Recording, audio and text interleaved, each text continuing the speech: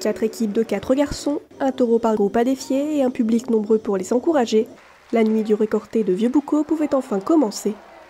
Le principe du récolté, c'est bien évidemment d'éviter la charge du taureau. Chaque garçon a une spécialité. Il existe le récolté puro, qui est la course en arc de cercle avec le coup de rein pour éviter la charge du taureau.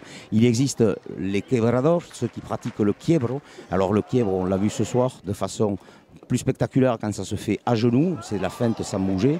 Il y a des garçons qui l'ont fait aussi ce soir, des quiebros, c'est-à-dire debout immobile en attendant le dernier moment pour faire un pas de côté, embarquer le taureau.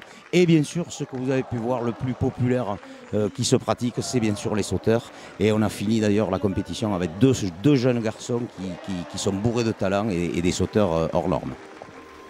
Plus qu'un sport et plus qu'une passion, ce qui anime les 16 concurrents en piste semble alors être bien plus intense que ça. Ce sont des garçons qui sont très pieux, qui se rattachent à ce qu'ils peuvent se rattacher dans une arène, c'est-à-dire la religion, la foi. Et bien sûr que quand ils rentrent dans cette arène-là, ils s'en remettent un petit peu à l'au-delà pour les protéger. Et en plus, il y a aussi le côté que Vieux-Boucau, pour tous les garçons, ils me l'ont déjà dit, ils ont beaucoup de respect pour cette place qui est très respectueuse de ce qui se passe en piste. Et ils sont en admiration aussi devant l'afition et beaucoup de ces garçons m'ont dit être très surpris du déroulement du spectacle comparé à ce qui se passe chez eux en Espagne. Un défi entre un homme et un taureau dont ressort toujours un profond respect pour l'animal.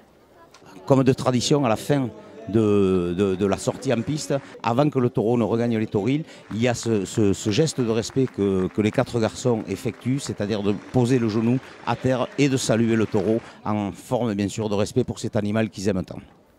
À l'issue de la soirée, les meilleurs de chaque équipe s'étaient affrontés une dernière fois avant la proclamation des résultats.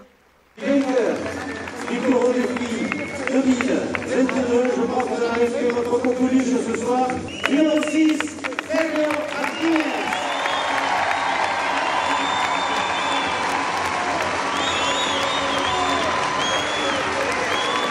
Pues es una experiencia muy buena y más aquí en Francia, nunca había pisado estas tierras y una plaza tan como esta que hay tanto respeto y tanta afición, es increíble ganar una competición y más saltando. Empecé a los 13 años en una escuela de recortadores allí donde yo vivo y desde ahí fui entrenando hasta que he logrado cumplir mi sueño y es mi primera temporada, espero que dure muchas.